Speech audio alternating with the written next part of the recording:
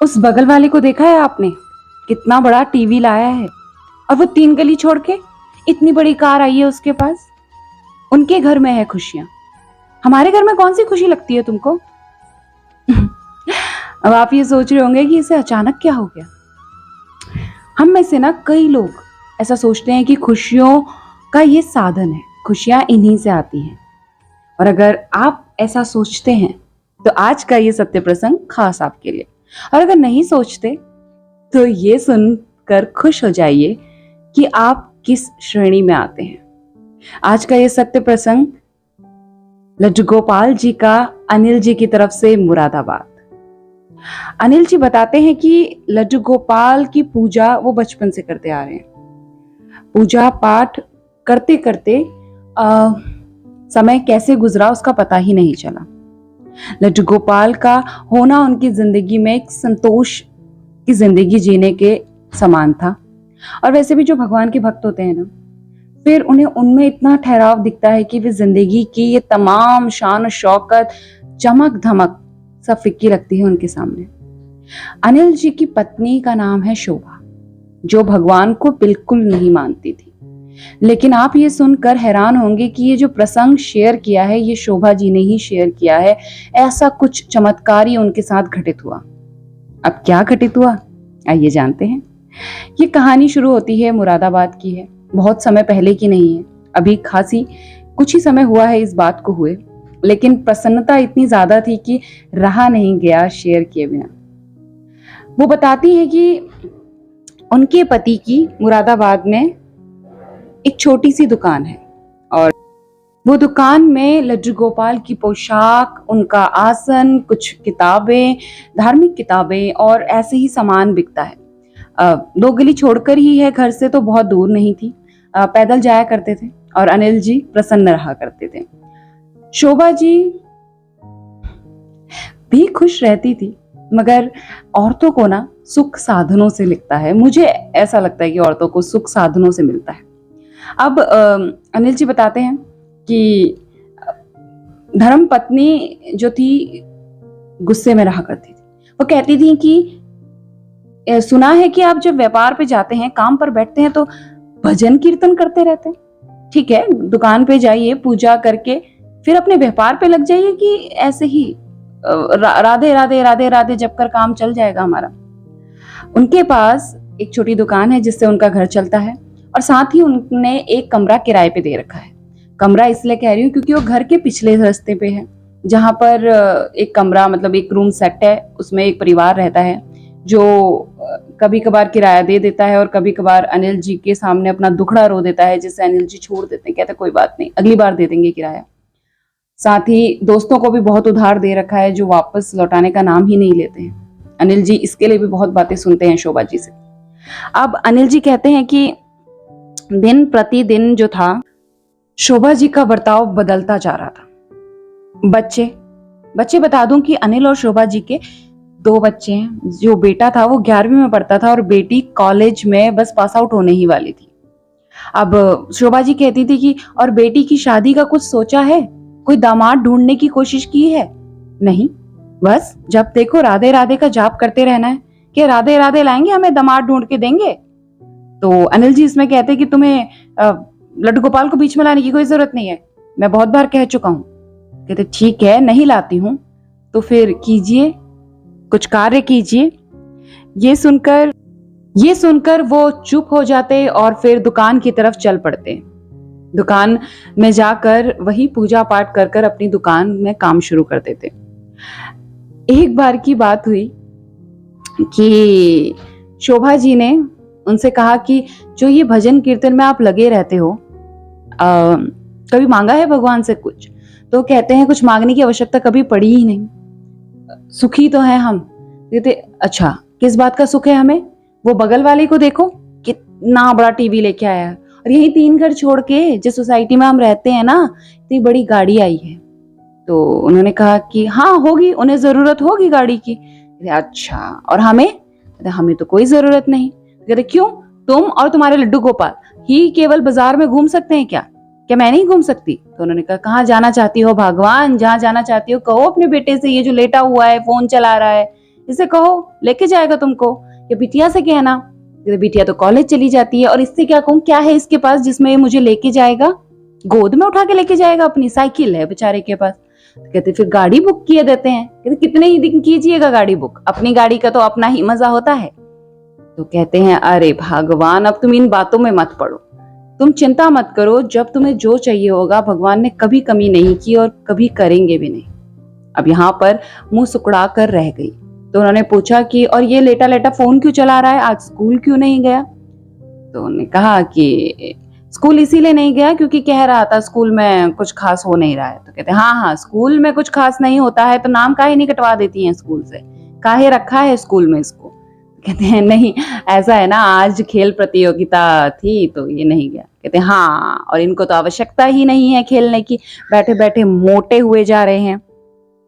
ये सुनकर शोभा जी समझ गई कि थोड़े से जो मिजाज हैं अनिल जी के गर्म हो रहे हैं, तो मुस्कुरा कर बात टालने की कोशिश कर दी। ये देखकर अनिल जी समझ गए कि अब मामला ठंडा हो चुका है और दुकान की तरफ चल दिए। वो दिन तो ऐसे ही निकल गया। अगले दिन जैसे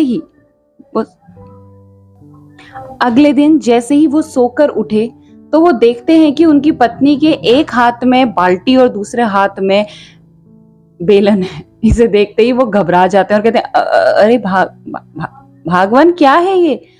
तो बोले कि क्या है मतलब, पानी नहीं आ रहा है, उठिए और पानी लेके आइए। तो कहते हाँ हाँ ले आऊंगा, और ये बेलन किस लिए है, किसकी आरती उतार रही हो सुबह सुबह? तो कहते अरे ये आपके लिए थोड़ी ना है, वो बेटी को स्कूल ट्यूशन जाना है, सॉरी कॉलेज जाना है, और बेटे को स्कूल जाना है, तो पराठे बना रही थी। कहते अच्छा, तो मेरे पराठे बना के बाल्टी में तो नहीं परोसने वाली हो? तो कहते बातें बना लीजिए, आप टौंट कस लीजिए, उठिए और कृपया करके जो कह रही हूँ वो कीजिए, नहाने को पानी नहीं है। तो जाते हैं 2 बाल्टी पानी का इंतजाम कर कर लेके आते हैं और नहा धो कर बैठे होते हैं। तो कहते हैं चलिए अब जाइए दुकान को। तो कहते हैं कुछ खाने को, नाश्ता पानी? कहते नाश्ता पानी तो तब आएगा जब हमारे उस पीछे जो हमने पेड़ लगा रखा है ना, उससे पत्ते झड़ेंगे, अभी उसमें पैसों के पत्ते लगे नहीं हैं। तो ये सुनकर वो समझ गई कि आज जो ताना मिला है वो किराया नहीं देने वाले किराएदारों की वजह से ही सुनने को मिला है। कहती हैं ऐसा कीजिए, अपने उन दोस्तों को जिन से आपने किराया जो दिया है ना उधार, वो ले आइए, जो कुछ मिल जाए तो आटा चावल इंतजाम कीजिएगा और घर पे रखिएगा तो बनेगा खाना, वरना आज तो खाना नहीं बनेगा। हाँ, गोपाल जी ने अनिल जी ने कहा चाय मिलेगी? तो चाय, गरम चाय में ही उंगलियां डुबो दूंगी आपकी। ये सुनकर अनिल जी ने कहा चलो भगवान रहने दो अभी। और दोनों बच्चे भी हंस रहे थे। ऐसा नहीं है कि बहुत घनिष्ठ लड़ाई थी, मगर घर घर की कहानी है, कुछ उसी अंदाज में सुनाने की कोशिश कर रही हूँ जिस अंदाज में बताई गई।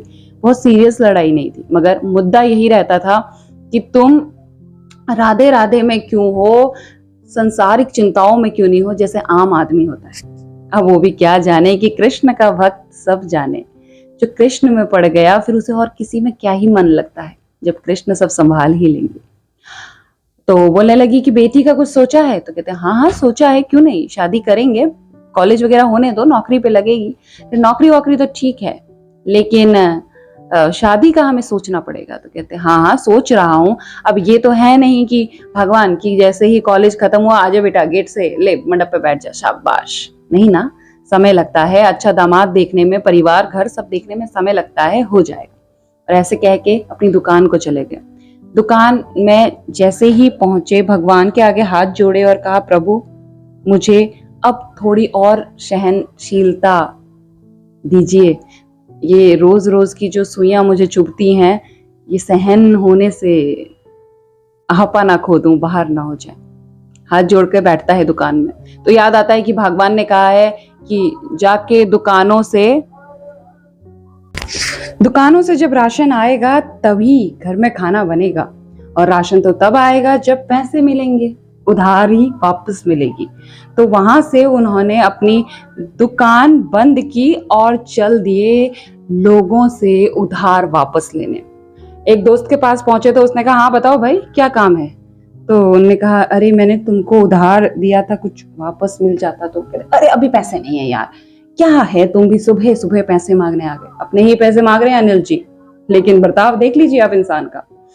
खैर, आगे गए एक दोस्त के पास, रमेश के पास। बोले रमेश दुकान में बैठा हुआ है, कुछ मेरा पैसा वापस करता तो मुझे जरूरत थी। बोले कितना पैसा चाहिए? कहते कितना पैसा मतलब जितना लिया था उतना ही चाहिए है वापस। बोला यार आज तो ना सेठ जी अभी आए नहीं हैं। तो कहते सेठ जी आए नहीं है, कब तक आएंगे? कहते आज तो सेठ जी नहीं आएंगे। तो अरे इतनी बड़ी दुकान खोली है सेठ जी ने और आज नहीं आएंगे? कहते मुझ पे बहुत विश्वास करते हैं ना, आएंगे। कभी कभार उनको कोई काम रहता है तो नहीं भी आते हैं, मैं संभाल लेता हूँ। वो आएंगे जैसे ही, जब तक आते हैं मैं उनसे उधार लेता हूँ और आप तुम्हारा उधार चुकाता हूँ। अब समझ चुके थे कि यहाँ कुछ होने वाला है नहीं, दाल गलने वाली है नहीं और दाल पकने वाली भी नहीं है। तो जा ही रहे होते हैं कि देखते हैं कि दुकान पे एक शो केस में बहुत सुंदर से लड्डू गोपाल रखे होते हैं। पूछते हैं अरे रमेश ये किसके हैं इतने प्यारे लड्डू गोपाल? कहते हैं हाँ ये सेठ जी के हैं लड्डू गोपाल, ऐसे ही दो हैं उनके पास, एक उनके घर में है और एक यहाँ पर है। तो जैसे वो हाथ लगाने की कोशिश करने लगते हैं तो रमेश कहता है अरे यार हाथ मत लगा, अभी खराब हो जाएगी, टूट जाएगी, बाहर विदेश से आई हुई है ये चीज। तो पहली बार अनिल जी को ऐसा लगता है काश ये मेरे पास भी होते हैं।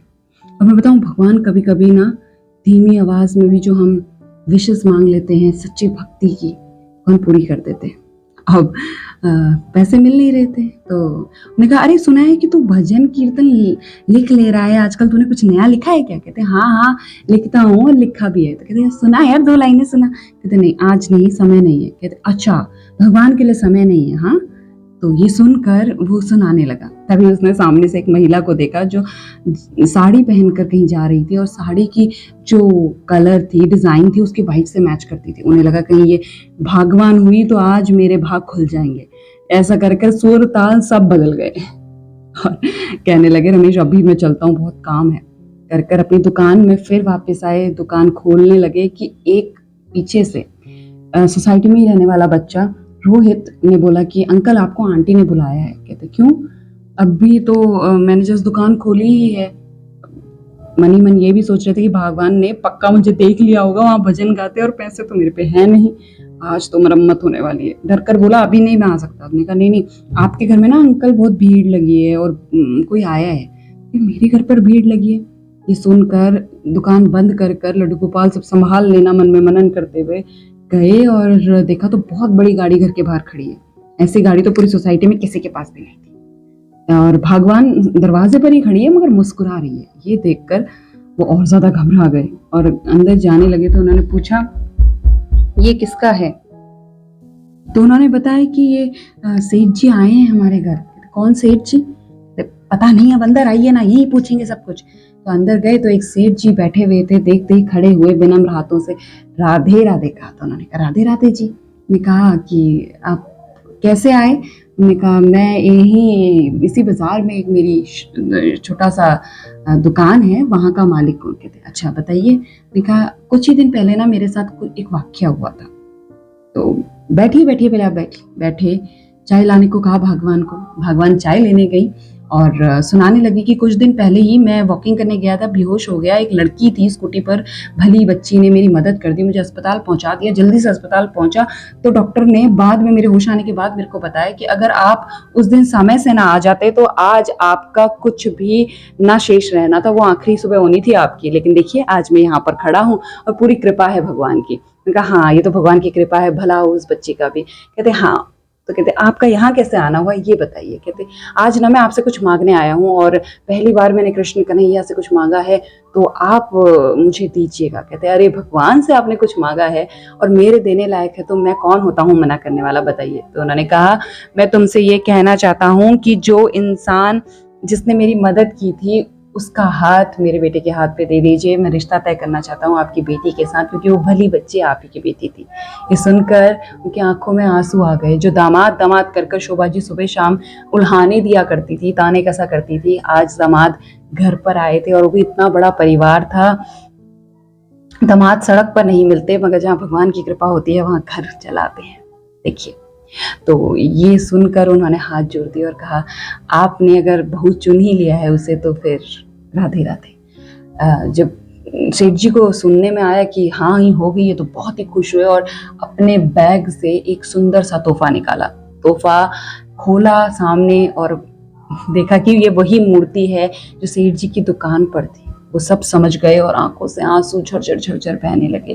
कहने लगे, हे कृष्ण कन्हैया, हे बाल गोपाल, हे राधे राधे, तूने मेरे भजनों को इस प्रकार स्वीकार कर मेरी इस तरह से खुशियों से झोली भर दी। तेरे को सक्षत नमन। शोभा जी भी उस दिन समझ गई कि जो भगवान होते हैं उसकी लाठी में शोर नहीं होता मगर ताकत बहुत होती है। उसी तरह जब हम दुआ मांगते हैं तो दुआ कबूल जरूर होती है। आज का ये सत्य प्रसंग शोभा जी का था, जिनकी बेटी आज बहुत खुश है और वो भी स्टेबल है, हमेशा से थे।